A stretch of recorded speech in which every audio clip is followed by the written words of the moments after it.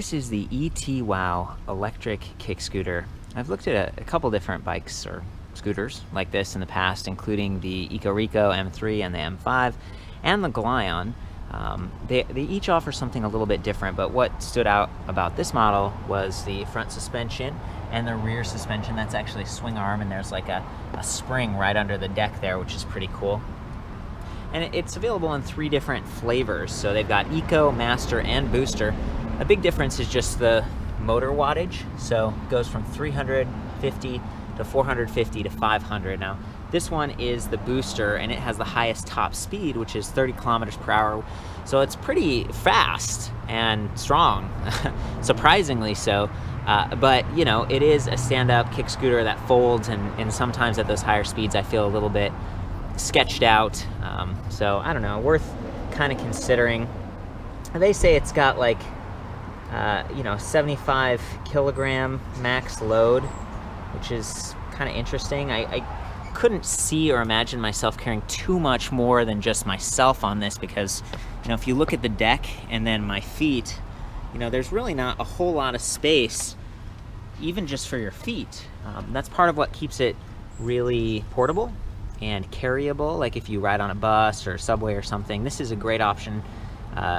Maybe something that would be a little bit more stable than a skateboard, electric skateboard for a lot of people. It's sort of solving that last mile problem of getting to and from public transportation. It only weighs 24.2 pounds. I just weighed it a minute ago. That's really awesome in my opinion. I mean, it's a lot lighter than some of the other kick scooters and just really gives you, I don't know, it's easier to lift. And you can lift it up right here by this handle. You can just pick the thing up, and that's awesome. This also offers regenerative braking, which is pretty advanced.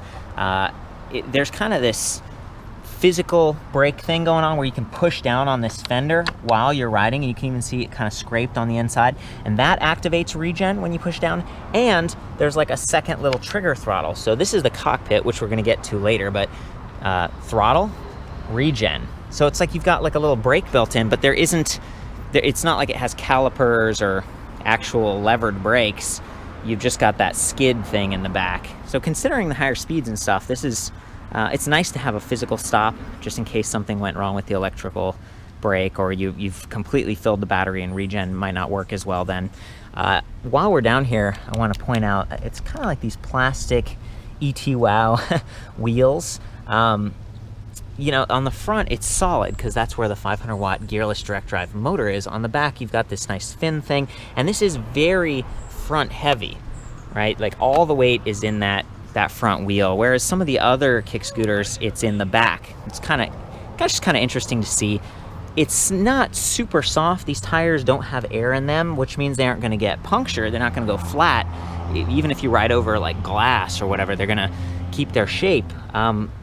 But they're not quite as forgiving, and that's where the suspension comes in. So in my time riding it, it actually feels pretty good. It's not too uncomfortable, which is important, especially if you're riding on for longer distances.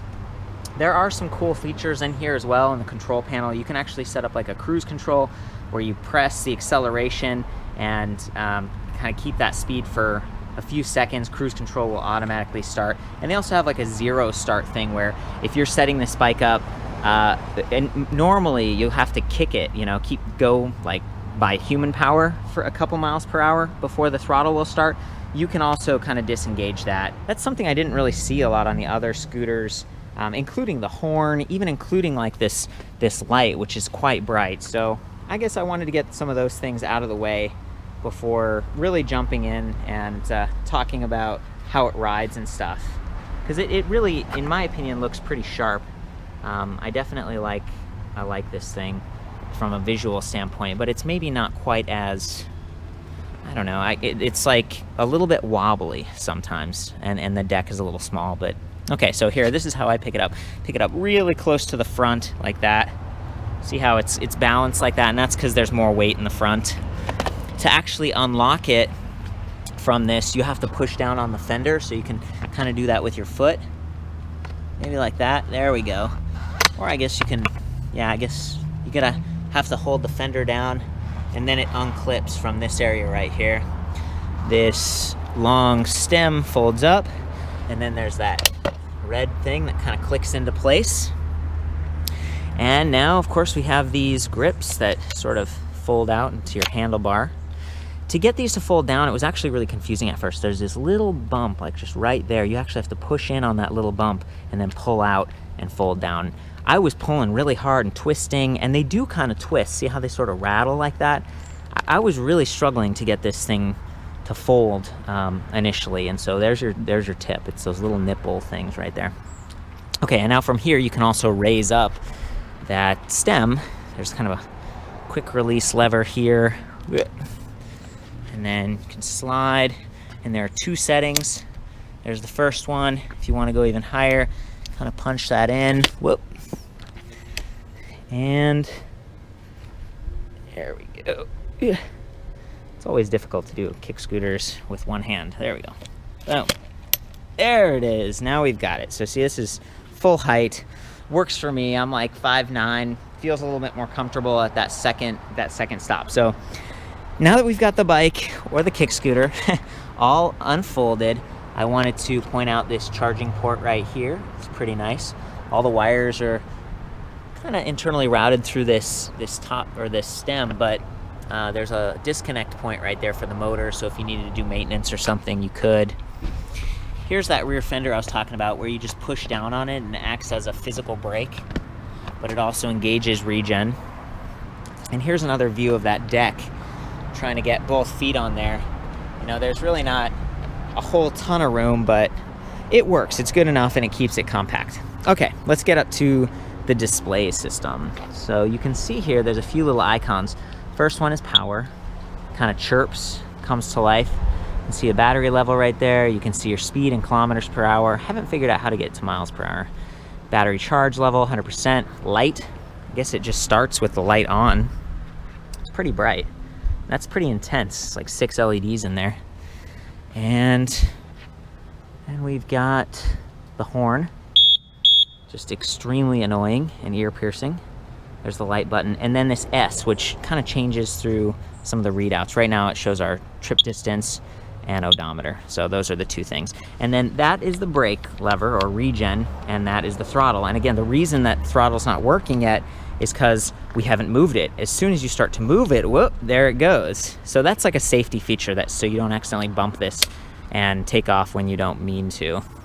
I should probably clamp that down for safety and maybe point out this clip. That's what clips into your fender when it's folded. So yeah, 24.2 pounds. It's kind of all aluminum body. I like the white look. It rides, you know, fairly stable, but there is a little bit of, you know, rattle and jiggle up here in the grips, and they aren't super wide. So it's the kind of, you know, electric scooters are always a little bit like sketchy, especially when it's raining, which it is right now. But I'm gonna go ahead and give this a try. Just do a little bit of a ride and then maybe clamp a camera on. So here we go.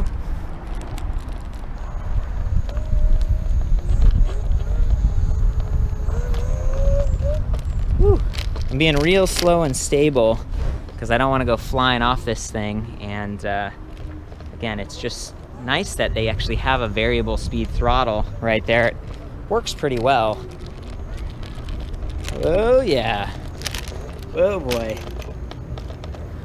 And I don't know how I feel about front wheel drive versus rear wheel drive. It definitely changes the weight distribution, but it works well enough. You know, I was zooming around on this thing at top speed a minute ago, and I felt kind of comfortable, but that was because I had both hands on the grips. Whoa. So, I mean, I imagine having like a backpack on and scooting around on this, it would work, but my feet still, they're very cramped back there.